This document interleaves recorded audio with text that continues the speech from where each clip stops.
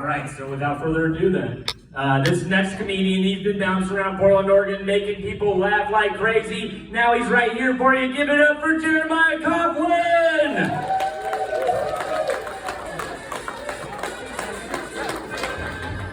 Hey, independence! I don't know. That was good. All right. This is a thing. I heard about this already. It's fine. I prefer it. I don't want too long of a leash if I walk around too much up here. My Fitbit will be like, "Oh, you're moving again," and I don't like it.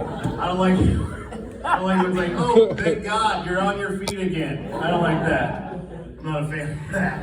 Actually, my Fitbit fell off the other day, and I was walking around looking for it. And nothing will make you question everything. Like walking around looking for a Fitbit and knowing that you're not getting any of those steps, okay? You're just like, I don't even know, what does it all mean? It's weird enough that I wear one. I'm a fat guy with a Fitbit on. It's like an anorexic person wearing a lobster bib everywhere. Right? Doesn't make any sense. I don't like this table. We're gonna rearrange this whole place. It's gonna be fine. What's happening? I'm getting chatty already. It's fine. Let's have a big hand for all the comments you've seen so far. It's a great show. Super fun. I realize I look like Doe the Bounty Hunter. Some of you guys got warrants. Yeah, some of you guys are like, I've seen this show. I don't know what to do. Should we run? If the bounties were chicken wings, right? It's okay. I had a guy with a non-ironic mullet say nice mullet the other day, and that hurt my feelings. I was like, no, man, I'm a comedian. I talk about this mullet on stage. Like, you work in IT, bro. That's just a regular ass mullet you've got. I've seen you around here.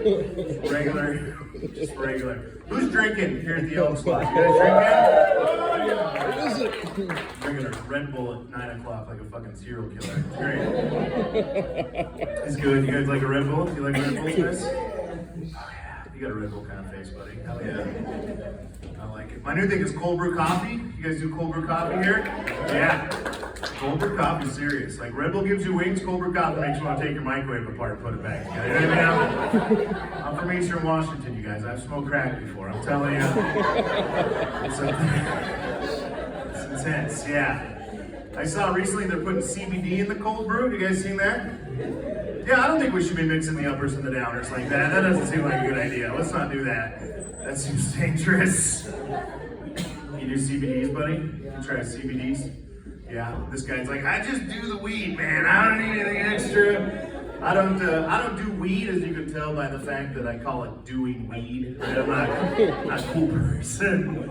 You guys know, right? CBD, they just took the part of weed that makes your body feel good. They put it by itself. People seem to like that.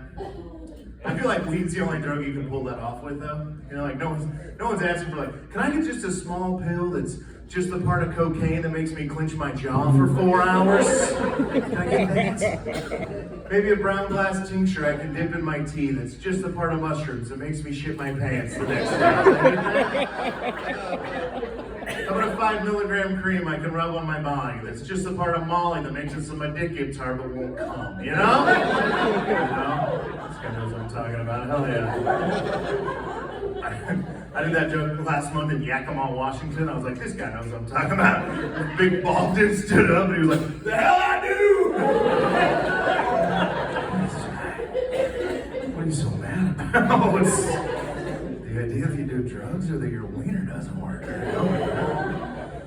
It's good to be in Oregon. I've been traveling a lot, maybe too much. I've been on the road a lot. I was just in where was I? I was in Redding. You ever been to Redding, California? Yeah, that's a lot of cheering for Redding. Yeah, that's a rough town. Yeah, they don't even have attractive people to work with the Dutch brothers in Redding. Yeah, it's rough. That's their whole business model, right? Like, the Uggos and the Dutch brothers. Like, you don't have a hot dude to take my caramelizer order. Like, is this even a town? Like, should we just bulldoze it? Just grown men riding razor scooters around. It's a wild place. It's wild. I was in Eureka. I actually like Eureka, but it was I did like a New Year's Eve show at a winery. So they were like Republican hippies. I don't know. It was like yeah, exactly. It was weird. The personality type of the people in this room was people that are mean to Alexa. You know, like this is the way their whole life where it's like you can call her a bitch. It's okay. I know she's a robot, but you know, like I wouldn't say it in real life, but you can call Alexa. Yeah. Does anybody here have Alexa? You guys have Alexa? Oh wow, that's a lot. Yeah. I live in Portland, so we don't have Alexa in Portland. Yeah, we won't. She doesn't work in our tents. Yeah, doesn't. Yeah. What are you gonna do? What are you gonna do with Alexa? Like, Alexa, order more blue tarps, right? All right, I see. I have Alexa. The people who said they have them, are you mean to her? You liars, you are. You feel so good. You feel so good. I don't like her attitude. I don't like when you ask her a question and she's like, here's something I found on the internet. Like, I know what Google is, bitch. I asked you. Like, you tell me. You tell me if Martha Stewart is alive or dead, okay? I want to know. I want to know. She's alive. She's 81 years old. Alexa told me that. Yeah. I don't like her vocabulary. I don't like it when you ask her what your notifications are and Alexa's like, a shipment has arrived. Like I'm Pablo Escobar? Like, why are you calling it? It's a plastic envelope with dog bones in it, okay? Stop saying, like, there's a wooden crate on my front porch I'm gonna have to open with a crowbar, okay? It's just regular. Yeah, traveling's cool. I've been on the road a lot. I was just in Oklahoma City. Oklahoma City is a cool place. It was cute. I liked it there. I got picked up at the airport. My Uber was just an old guy in an F-150. And I was like, this is real. Yeah, this is overalls on. He was very nice. I got out like at the hotel. He got out to get my luggage out of the bed of the Uber. And I was like, Mike, can I take a picture of you? Like, is that cool? And he looked at me and he goes, you just go right on ahead there, feller. And I was like, so real. I love it. There was an arm wrestling competition in my hotel in Oklahoma City. In one of the conference rooms, yeah. I found out about it in a kind of weird way where I got on the elevator in the lobby on Saturday morning and this girl goes, second floor? And I was like, why are you asking me why are you trying to guess which floor I live on? She was like, oh, there's an arm wrestling contest. I just assumed that's why you were here. Yeah. And I was like, well, I am a powerhouse. Thanks for noticing.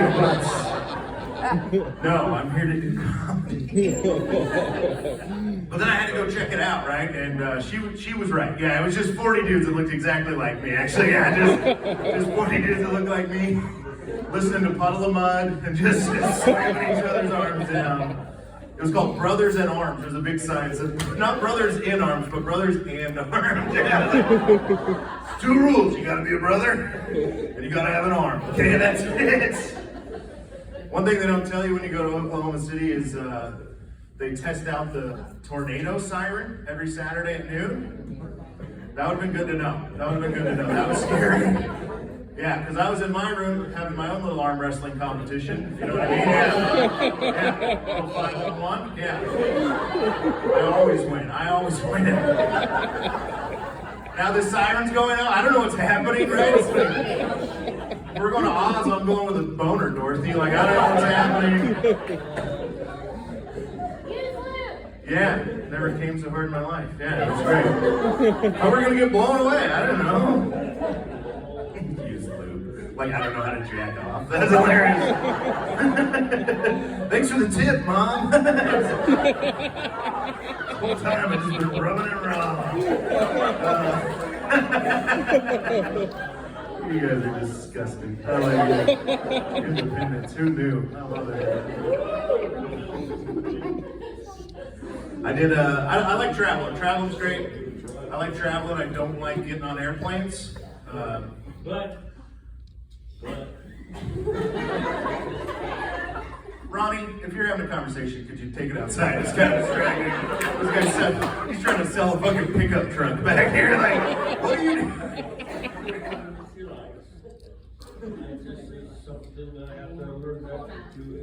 It's too late. I already did call him out. He's that oblivious to the world around him. It's fine. We're just gonna keep going. I was flying to Phoenix recently. I wasn't paying attention, and I got assigned the middle seat on that airplane. Yeah, you guys are all thinking about it. You saw me coming down the aisle towards you with my CPAP machine, you know, ready to get on the flight to Phoenix. And I was pretty anxious about it. I wasn't, like I showed up there, and then I was very relieved when I got there, and I realized that I was the skinniest of the three of us. That was a good feeling, yeah. Because I just, what are we doing? Curtis, get the fuck out of here. Get him out! No, I'm just kidding. Oh, God. You okay, buddy? One more, we gotta call CDC, I think. You good? Okay. What was I talking about? Being fat on an airplane, right? Okay, yeah. Thank you. I was the skinniest of the three of us, and I just wedged myself between these two big fuckers, right? And I looked at both of them, and I was like, what's up, dudes? We putting these armrests up or what? You know? Their eyes lit up. They were like, can we? And I was like, hell yeah, we can. And we just melted into each other for 2.5 hours on the way to Phoenix. All hot and sweaty. It was great, yeah. I was so anxious when I got on that plane. After that, I was like, I don't give a shit about anything. Everything's gonna be fine.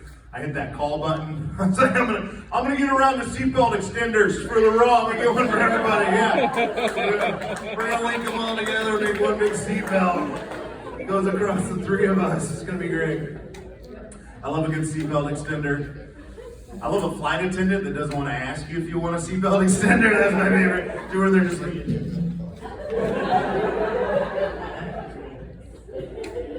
do you challenging me to the Intercontinental title? What's going on right now? What is happening? I keep them when I get on airplanes. If I get a seatbelt extender, I don't always need one, but sometimes I do, and I'll keep them, which I think you're not supposed to do. I think that's alternate aircraft, which is a federal crime, and yeah. But I keep them, and then I give them to other fat dudes on the airplane. You know, I feel like I'm some kind of fat Robin Hood. You know, where I'm like taking from the skinny and giving to the fat. You know, I'm Slobbin Hood. Is what I am. Yeah, I'm just trying to help people out. If I had my own airline, what I would do is there'd be first class in the front of the plane, and in the back there'd be worst class, but spelled like bratwurst, you know, not like worst, but like sausage. And then there'd be no seatbelts, no armrests, just a bar that comes down. Yeah, like a ski. Just a sunburned tweaker from Reading comes by and checks it, you know, like, all right, we're ready to go. Cross chuck, all call, whatever what they say on the airplane. Yeah, it's been good. Things are going great. I don't know. I'm feeling great. I'm excited to be here. I've been trying not to be so fat all the time. That was my resolution from 2020. We're gonna get it. I'm gonna figure it out. Don't worry. One of these days. I've been doing yoga. You guys do yoga? Huh? Yeah, yeah. Gotta engage your core. Yeah, you gotta get into some of this. Huh? I just do that for the next 12 minutes. Just give me the check already, right? Give me the fucking money, huh?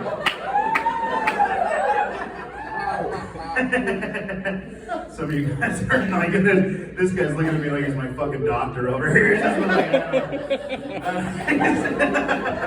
Yeah, he looks like Marla, my doctor. He's just like, I don't think that's good. Marla's my doctor. She's like an older white lady. If I could describe Marla with one word, it'd be, that's what she says every time I'm in her office, you know? I'm trying to convince her I'm being healthier. She's like, I'm like, no, I'm doing keto now. She's like, I don't think it's enough, dude. You're drinking Red Bulls. You're 41. You're pre-diabetic. I had to tell her, I was like, look, everybody who doesn't currently have diabetes is pre-diabetic. Okay, that's a made-up thing. They're bullying. Yeah, right? Some of these are wins too, you know. I'm also pre-herpes. Marla, put that on the chart. Yeah. For now, put it on there. Write it down. Marla's not the worst though. The worst is my urologist. Anybody got a urologist? Okay, thank you. Usually cowards won't fucking admit to it, but thank you. I was in Pullman, Washington. I was like, who's got a urologist? This girl in the back goes, what the fuck is that? I was like, I hope you're in the medical program. Now what happened was in 2017, I developed a golf ball sized cyst on my left testicle. Yeah, it's gone. Stop staring. I went to the doctor, and They're like, you can't have 3 golf balls in here, buddy. 2 golf balls is the max.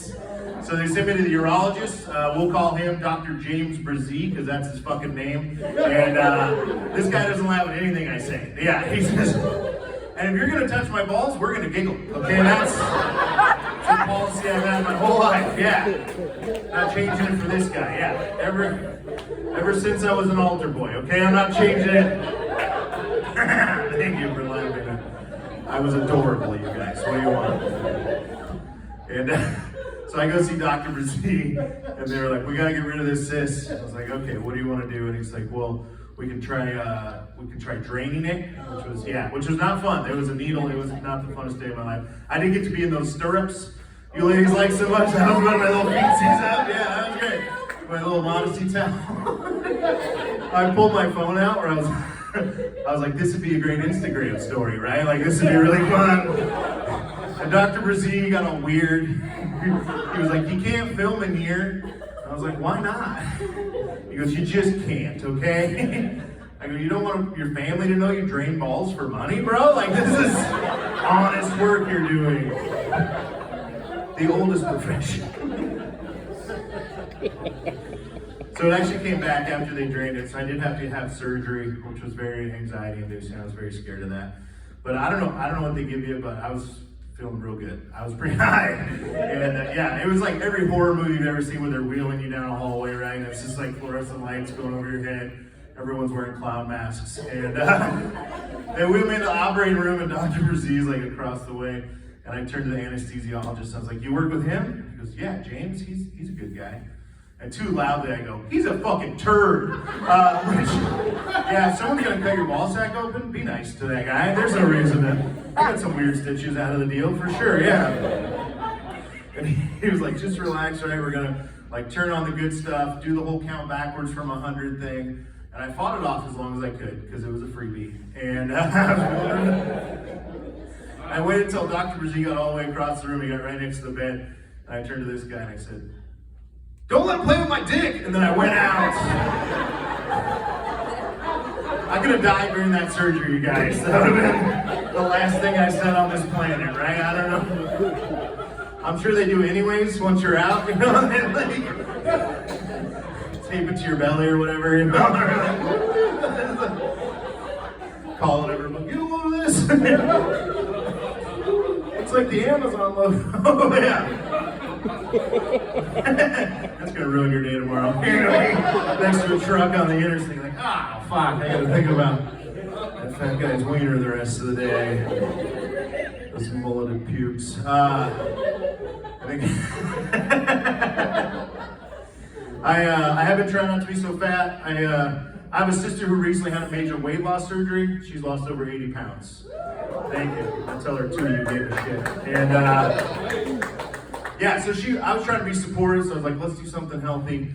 And I thought she was gonna say something easy, like, we go for walks on Tuesdays now. But instead, she signed us up to run a 5K.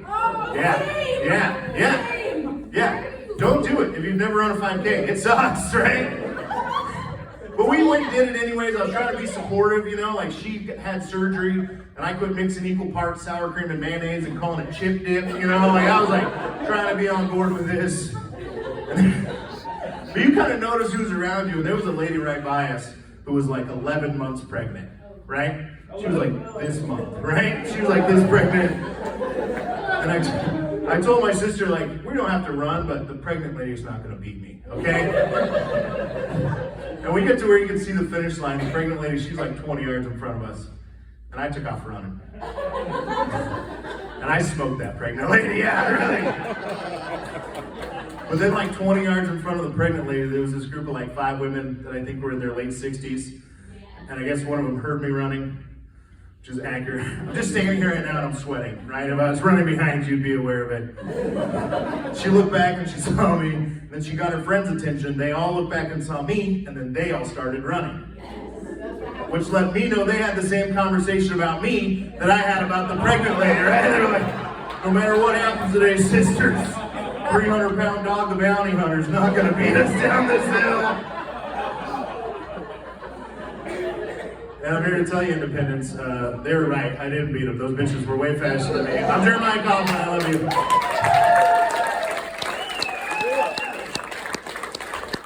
Go for Jeremiah Coughlan one more time, huh? All right, that has been our show. That has been all the comedians tonight.